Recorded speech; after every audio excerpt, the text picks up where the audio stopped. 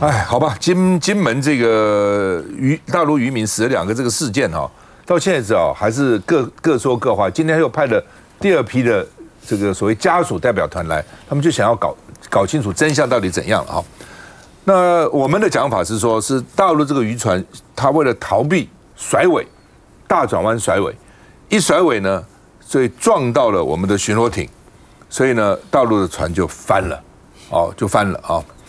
那而且他用时间跟示意图给你看大陆渔船呢突然大转弯要跑，因为大转弯跑，所以在这边就翻了，这个意思啊。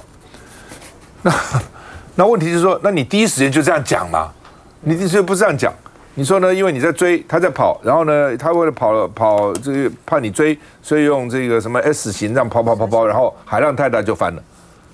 所以你第一时间。我完全相信我们的海巡人不会故意撞他的船，也不会希望他看死，绝对不可能的。这绝对不可能。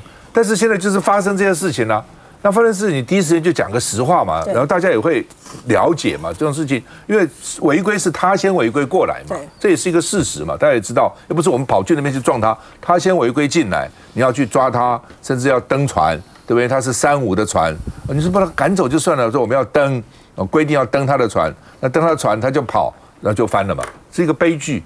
但是他是不愿意看到发生嘛。那结果呢？你第一时间就是说你没有碰，是他自己翻了。现在又说是碰了，这就是说辞反复，就要让人家怀疑了。主要是家属刚好就觉得说，你看看，你没讲真话嘛那另外呢，就是徐小青也说，海巡署的报告又消失了30分钟，所以是不是高层要隐匿来修改？因为他有人跟他爆料了的爆料在这里了，吹哨者跟我们的海巡的记者会了，就是说爆料者有一个时间序，我就不细讲了。海巡署有一个时间，那中间有30分钟空的，就很奇怪。而且我到现在才搞清楚，当场就是说有一个人就淹了，溺水了，2个人被救起来，1个人拉起来溺水，赶快送去急救，找不到那个船长。对，所以我们派了1批、2批潜水员到下面找不到，最后在哪里找到？大家知道吗？在船长室找到的，对，你不先去看看那个船里有没有人，他就想当然一定是掉到海里面去了，找过来找过去，找了多久以后才发觉呢？搞半天在船长室，一定是撞昏了嘛，一定翻的时候头不知道撞在什么地方，昏了就昏在那个船长室，根本没有跑出来。那个时候如果发现，搞不好还来得及救，都说不定，我不知道了。这是你搞到后来，搞了多少时间以后才在下面搜，在船的下面搜都没有，再派一批人去搜也没有，还发觉在船长室里面。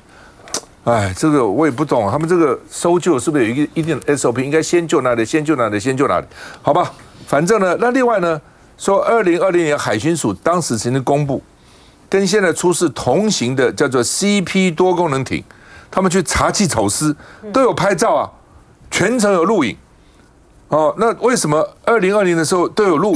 那现在说没有呢，就很奇怪。当时呢，你看海巡署的这个他自己发的脸书我们来了，新造多功能艇金门海域首度建功。1月13号，这是2020年1月13号晚上 ，CP1020 艇传出捷报，在金门乌沙角外海查扣越界作业的中国大陆一艘5个人，然后呢，铁证都在这个地方然后你看，把它拍起来，我们都有功劳。那当时有，为什么现在没有？大家就好奇嘛。那结果呢？不是时间有落差吗？海巡署就说我们记错了，因为徐巧芯那个时间不一样，大陆的渔工讲的时间也不一样。大陆渔工说我是什么时候出海，什么时候翻船，什么时候，那怎么跟海巡署讲的不一样呢？当时还认为说大陆渔工都乱讲，后来才发觉海巡署终于承认说他记错了，因为他太紧急了。要去追人，要去救人，就把时间搞错了，差了将近1个小时，这到底怎么回事？到底怎么样？那他们现在呢有录音，在查缉大陆船前30秒录音，那接着大家那之前呢？之前也没看到那到现在为止，陈建仁还是不承认是海巡署撞翻陆船。他说金门地检署也很绝，我不能跟你证实撞了没有。我不能跟你是我撞了，也不能跟你证实我没撞，这是什么个答案啊？那其实是撞了嘛，所以大家怀疑你金门地检署是不是在隐瞒什么？到底怎么回事？照理讲，只要死人，这就是刑事案件，人死了，那到底是故意致人于死，还是过失致人于死？你在执行公务嘛，不管你故意或是过失，它都是刑案，都要认真去调查。调查什么？要找来，甚至要测谎，要去搜索、查扣，通通要做的。做了多少？金门店所做了多少？还是上面跟你讲说，算，人赶快先走再说了，免得麻烦，所以大家就赶快就走了。到底怎么回事？要讲个清楚啊！好，那现在法务部长说了，说金门地检署会查明真相。哦，那现在你到现在也没查明真相，人都已经走了，那你怎么查明真相呢？你这边怎么查呢？对不对？那边已经人都跑了啊，到底怎么回事？我们看一下。陆船翻覆酿两死，海巡多次强调为全程录影，但连局部片段也没有。国民党团再度提出质疑，还提供吹哨者的时间序。昨天为什么要去更改这样子的一个整个时间点，跟过去的报告完全不同呢？这是让大家觉得很疑惑的。时间变得消失了30分钟，讲得不清不楚。第一时间的新闻稿跟他们的送去的报告也写得不一样，产生更多一点。蓝营就30分钟时间差，认为疑点重重，是因为在今天2月14号，在中午13点45分的时候蛇形拒检。海巡第一时间确实表示45分发生陆船翻覆，隔天中午又突然改口，变成1点10分落海，直到2点40分才送医。海巡澄清，当下全力抢救，才没办法加以查证。事后发现误报，就马上更正。这半小时没消失，也没有造假。22号记者会也都以正确时间来报告。不过死者家属认为证据不完整，坚持拒绝火化遗体，怒批海巡释出的讯息前后不一，指控没讲实话。头七法会缺席，还是照样举办，只是想查明真相，却被百般阻挠。难道是想给钱息事宁人？字字句句都认为有严重疏失并没有所谓的隐匿的这个状况。昨天在金门检察署的这个说明当中并没有证实呢这个渔船的船覆呢是因为碰撞而引起。家属对海巡诸多质疑，蓝营立委也有疑问，海委会主委管碧玲则是贴文。摧毁海巡士气到底符合谁的利益？烽火中的白色百合花，一面承受烽火，一面埋头苦干。不到1天就删文，决定忍耐，但还是忍不住表达想法。海巡开记者会就是想讲清楚，以为能平息风波，质疑声量却还是不断。安南京。我觉得这个问题就是因为在第一时间的时候呢，我们的这个海巡单位呢没有讲实话就是你如果第一时间就讲了实话，说我们没有拍然后呢事发的非常的这个紧急，然后呢因为呢我们在发现他越界了之后呢，在这个追缉的这个过程之中呢发生了这个碰撞，所以他翻覆了，然后我们也尽全力这个抢救，但是去搜救，非常的不幸的还是有2人这个死亡，其实就不会搞得这么大的一个风波。就是因为他第一时间呢没有坦白的这个说话，然后到现在呢巧心呢又公布了出海巡的里面大家的这个吹哨的这个人员的讲的这个事情，那大家当然会质疑你海巡到底要隐藏什么嘛？因为这个非常的奇怪。如果说呢你就是全程呢就如同我们海巡单位所说的，他没有录影，那为什么我们内部的人可以公布的时间的序如此的清楚？你根据的是什么？你根据的是跟这个案管单位之间的通话记录吗？还是两边的什么样的这个通讯记录才会有这么清楚的时间呢？如果没有录影的话，那这个吹哨的人是怎么来？而且后来还证实吹哨的人讲的才是实话，然后这个渔民讲的才是实话，而我们海巡署第一时间讲的不是实话，这个太奇怪了哈。还有刚才呢，赵先生有提到的那个，就是金门他们不是透露出那个多功能艇他们在这个查缉的时候呢，不是他们都有录像吗？这个就是我在前2天的时候提到说，同样的这个 CP 多功能艇，他那个时候呢，他弄到了这个金门去的时候呢，他们就非常的得意的就说哇很好，一来呢就建功。他那个是有影像的哈，大家现在去查，他这个脸书上面呢，他们自己 PO 出来的这个影像。脸书现在还有啊？还有啊，我这个就是明天就没有了。这个没有，非常非常清楚，就是这个，就是我们现在看到这个公布以后，明天就没有了，非常的这个清楚。这个如果说呢，这个这样从这个画面上面看起来很清楚啊，应该是密录器嘛。应该是密录手持的，对，应该是如果说是手持的话，哈，如果说是手持的，然后再加上这个密录器的话，就表示说，那个我们当初那个说法说是因为他们在追气的过程之中，哈，海象呢非常的不稳，对不对？所以呢，这个人员呢，海巡的人员呢，来不及呢到这个船舱里面啊，这驾驶舱里面去把摄影机拿出来拍，因为我要稳住。可是这个更惊险啊！这个不是更惊险吗？他不但呢是两个很靠近，而且还跳上船去做这个检验，那他都还是来得及去把这个东西拿出来拍啊！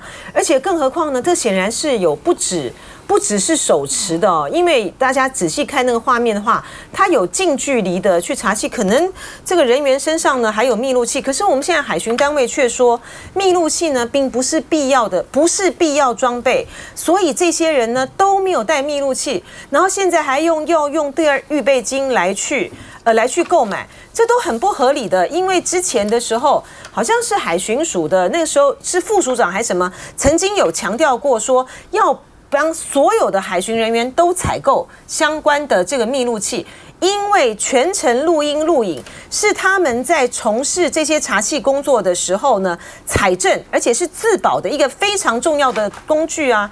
所以因为他们的讲话都前言不对后语，所以现在难怪大陆方面的才会那么的生气啊。我接着他讲的话，按照海巡署海域执法作业规范第9条。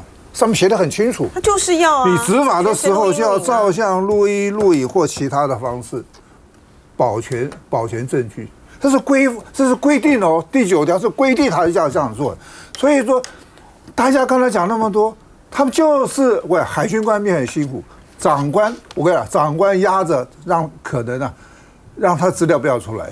其实这些东西我是觉得。讲了实话是最好的方式。你现在讲了谎话，就拿很多的谎话来遮掩嘛。我觉得海巡署应该要好好检讨这个事情，不要把它小看哦。如果确实是如同大陆的那两个回去的人讲说，是我们的海警船去撞他们的船，造成翻覆的话，这个擦枪走火造成两岸不可预知的未来啊，这个是很严肃的问题。我是觉得要不管是管碧玲，甚至行政长都要出来把这个事情查清楚，讲实话。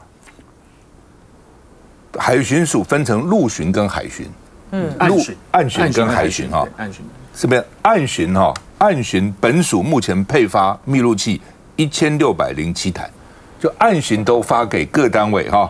这个北部324台，中部308台，南部192台，东部122台，金马澎湖204台，东沙岛、南沙岛3台，舰队分署331台，侦防分署123台，这是就是岸巡的，岸巡都分的这个。那岸巡都要，那海巡那更容易有争执嘛，对不对？你海巡的一定。不是大陆就是外国渔船或是船啦，一定有争执嘛，就不录就蛮奇怪的啦。休息一下再回来。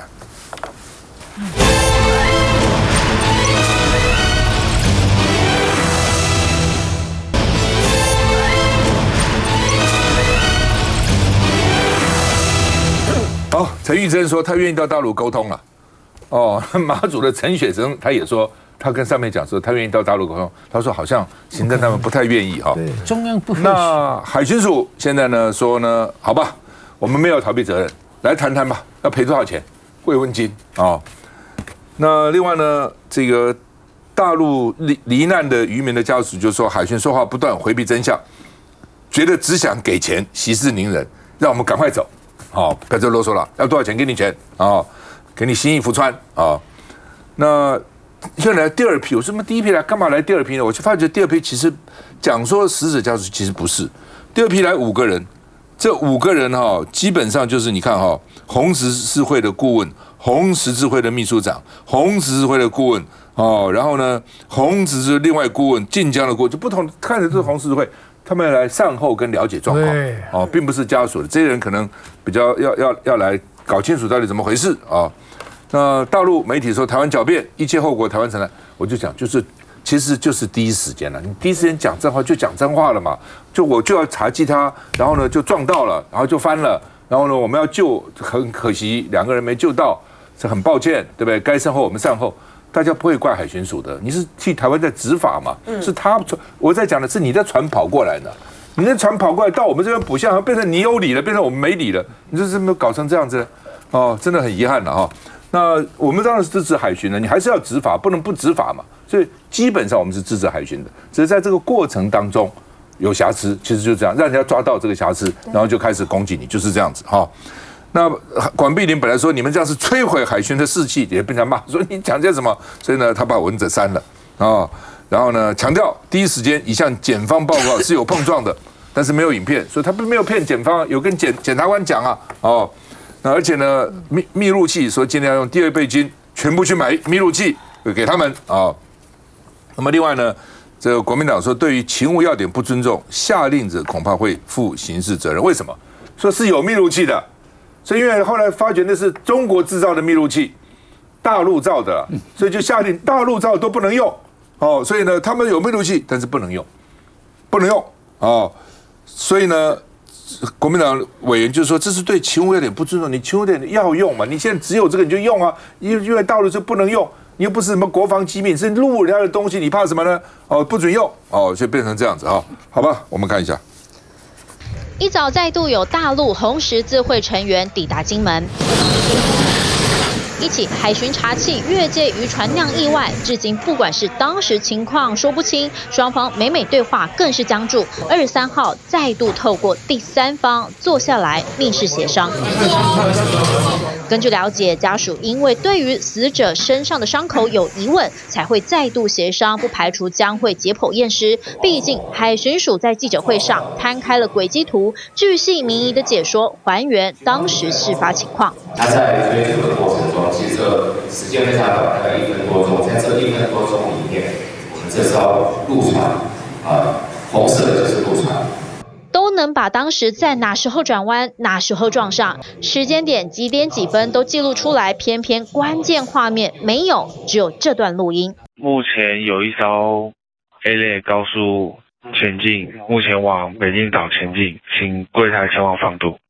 给了4段录音档，总共23秒，依旧无法好好还原经过，更直指没画面都是因为缺乏密录器。只是立委陈玉珍就提报，早在之前都已经采购好，偏偏绿营推行抗中保台的论调，密录器买了却都是大陆制，才会放着不用。对此管碧玲回应，院长已经答应动用第2预备金补足缺少的部分，3061具密录器所需经费2150万元，预计2025年开始筹组4年计划。以中国大陆制动辄就不愿意用我们这些相关的密录器也好，或者相关的这些可以执法的相关的设备对于我们海巡官兵的权益呢可以说是非常这个漠视。基层海巡队员虽然依法行事，毕竟家属就是揪着没画面没真相，依旧难以让人信服。那正好，其实我这样讲我必须先说，我也有好多好朋友、好兄弟，也都是海巡的同仁，他们的执法跟工作真的非常辛苦你看那个海面上这个波浪那么大，你要去登船，你要检查，那其实非常的累，非常危险。对，但执法绝对没有问题。刚刚赵大哥也讲了，问题就在你这个上面的这些官员，你的说法反复不一。这个到现在，刚刚那个委员也有讲，它其实是有标准的 SOP 的。照理说你在执行任务，就跟警察一样，我们台北市政府警察局也有这个规定的。你只要去执勤出勤，你要把你的密录器打开，要录的。可是你第一个，你 SOP 就完全没有按照这个标准来做一个执行再来，刚刚讲到录影设备分成我刚刚讲的船上的设备跟这个个人的设备，个人的设备其实在海巡人的制服上面，它都已经定制了，是有专门设计来插这个密录器的孔的。所以理论上讲起来，每一位海巡人员在出勤的时候都必须要佩戴所谓的密录器。刚刚讲的，如果真是因为这个密录器是中国制造的，就说你不能用，那我觉得这个问题非常非常大，要来追究这个责任。而且不能用，你赶快买一批可以用的可以嘛，对不对？买新的这样换掉嘛。对，你船上应该也要装嘛，对不对？你在船上你要反正要装那种高解析度，因为有时候晚上出勤，海面上晃动，你更要去补足这些设备，让我们的海巡弟兄出勤安全，甚至在未来像这种事情发生之后，他在法律上的责任也可以很清楚的厘清嘛。所以我个人感觉起来，他其实搞不好都有录影。只是他愿不愿意公布，他敢不敢公布的问题哦。我觉得是现在这种情形哦，我觉得说实话啦，好，就把事实还原，把真相还原才是一个上策哈。那其实我还有一段就是讲说，他讲那个录音啊，理论上录音哦，还有你海上的这个跟飞机一样，它所有的一个细节、你的位置、你的通话都必须要录音的。再来说，你都该有这种档案的，结果海巡署只给前面30秒。后面讲的话更是令人匪夷所思。我说你为什么不给后面呢？你明明是后面碰撞了嘛。他说为什么不给？侦查不公开。对，他说这个听一下，他说那一段呢跟案情无关，而且侦查不公开，这什么死亡逻辑？你跟案情无关，你又说侦查不公开，你如果案情无关，你就不需要担心的嘛，你就可以公开的嘛。你又说侦查不公开，所以我觉得里面还是有很多的谎言啊。我觉得真的为了把这个事情的这个态势不要再让它恶化下去哦。说实话，来，我这样。其实这件事情，海巡署目前我认为啦，最大问题就是没有影像。其实如果你有影像的话，像刚刚大家也都同意说，我们一定支持，大家都支持海巡执法嘛。问题是说，当今天发生争议事件，你没有影像，那就变成事后大家会觉得说，罗生门你怎么这样？特别是那种很高速，然后可能现场比较激烈的状况下，你要透过当事人还原口头的文字，然后当你说法又有人有出入的时候，就变成说社会大家会觉得说，那你到底问题很多嘛？所以没有影像是最大的问题。那确实，刚刚委员讲没错，按照海巡的这个规范作业要点，其实你应该是要有影像的。那这一次这个事件，海巡署目前说法是在他们吨位比较大的船上是都已经有装设了这个所谓自动的固定式的录影。那因为这一次这个多功能舰它的吨位是10吨，比较小，所以目前是没有装配的。那所以照理说啊，理论上CP 艇10吨以下的这个舰艇，他们是用手持式的摄影机来去取代。当然，现在这次也发生问题了嘛，就是你说这个状况下很仓促、很高速，然后大家有人忘记，有人来不及所以就没有录到。那就变成一个真空嘛，所以这个部分确实政府应该要赶快把它补上，包含不论是现在 CP 艇要去编这个固定式摄影机的预算，或者是说缺了3061具的密录器这政府都要赶快去把它补足了。但我还是要讲回来说，其实因为执法现场本身是一个混乱状况，包含金门地检署其实昨天有出来，这个主任检察官有出来说明嘛，说这2位生还的男子，一名徐姓男子，一名王姓男子，其实他们当时在接受检察官讯问，在录口供的时候，其实徐姓男子本身他也说，当下其实是一个他们在高速逃逸的状况，然后徐姓男子说有撞到，另外一名王姓男子说没有感觉碰撞。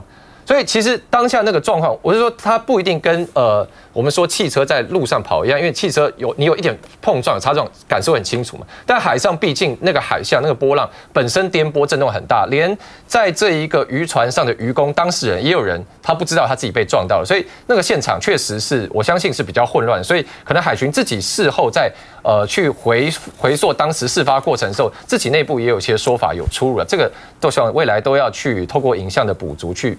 避免未来海巡弟兄在遇到这样的状况的时候，又陷入到类似的争议。这件事情现在纠葛讨论最热的部分最后都会冷却，而变成无形中处理掉。但是有一个事情留下来，如果你比较我们的准总统当选人这个赖清德跟郭台铭的讲法，有3点当中有2点是一致的，比如说要善后。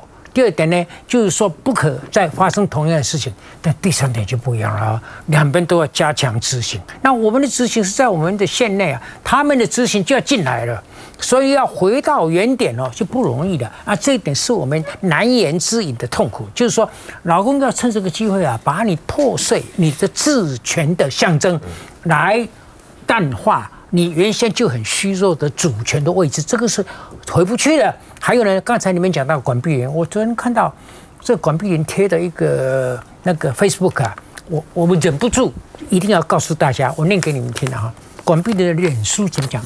你这个你也算文青嘛我跟你讲，我念给你们听，这个叫烽烽火连天中，一朵盛开的白色百合花，轻轻的旋转，慢慢的飘下，它的清香抚慰亡者家属和海巡。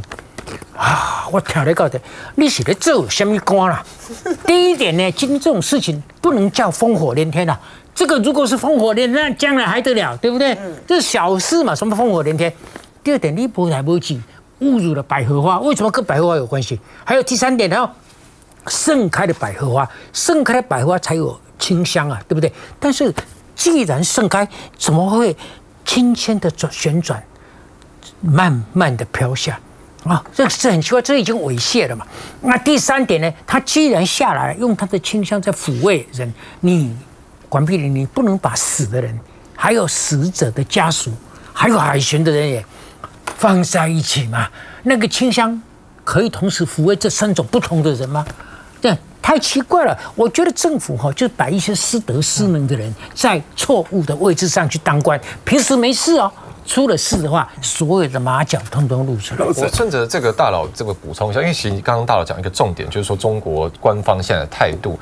因为其实这件事情，它本质上是一个例行性事务嘛。因为过去3年海巡驱离过超过4000辆次的这个无照渔船。那其实中国本身他们自己对中国的所谓珊瑚渔船，他们也很多的取缔专案。例如说福州去年12月就拆了20艘这个无照的渔船，所以本来这是一个基本上两岸都在做的事情，大家也行之有年。那问题是说，这一次确实中国以官方态度来讲，他在这件事情发酵后，后续他们其实是现在有点把这事情做一个升温的处理，包含他有派一些民间的团体来到金门，包含其实中国现在他们境内一些媒体，例如说解放军的这些海峡之声的广播电台啊，他们现在去把这个事情做一个定性，说这个是因为民进党政府没有承认一个中国，然后有台独意识，所以导致两岸之间摩擦很多。那他一边在政治上做这个定性，一边也搭配包含说他们派海警到金厦水域登检嘛，所以他同时也在舆情上要去塑造一个台湾这边海巡很无能，然后问题很多，然后中国的有力的海警可以迅速来维持海象，所以这个也是中国方面现在持续在对台湾施压了。不过我觉得这个问题是在于是说，我觉得我们的海巡如果说这个 CP 多功能艇呢，它真的是如海巡所说的，它呢只有手持的这个录影机，然后也手持录像机，而且也没有这个所有的这些的海巡的人员也都没有佩戴标配的这个密录器，然后过去了查缉了这么多的案件都没有出事，那我真的觉得我们应该庆幸这次是因为呢死了2个人，所以这个事情呢当然是很重大。第二个是说，这个管碧玲主委呢，他除了像刚才这个大佬所说的发了一个很文青式的这个之外呢，另外呢，他今天早上呢8点的时候呢，他讲的说摧毁海巡士气到底符合谁的利益，后来才又删了，就说删除悬念贴文，决定再忍耐。我的意思是配合刚才这个吴峥的这个谈话就说现在这个民进党政府在这件事情上面，他其实应该要做的是还原真相，然后呢该怎么处理呢就怎么处理，才能够把这个事情降温，而不是带风向说现在呢凡是呢在这件事情上面去追究或者是检讨海巡应该负的责任的人，就是不是捍卫海巡，然后就是呢在帮中国大陆这边说话的话，我觉得这样子的操作风向的话就太不幸了。但是本来这2个渔民死，我们是很难过了我想大家都一样但是你刚刚去念那个管碧玲呢，我就想说，你怎么那么无聊了？就百合到底谢了还是盛开？怎么飘？你怎么会注意到这个呢？我认识管妈很久了，30多年，这个符合管妈的个性。好吧。另外就是说本来就是让两岸就共享一片海嘛，不也很好？但是他们说不是这样，所以鱼都在我们这边啦。大陆沿岸鱼不多，为什么？它是个岸嘛。我们这边很多岛，有没有？你想那个鱼会在哪里？都在那个岛礁比较多鱼嘛。所以他们我说那他们过来，我们过去捕啊。他们说鱼在我们这边比较多，就要再回来。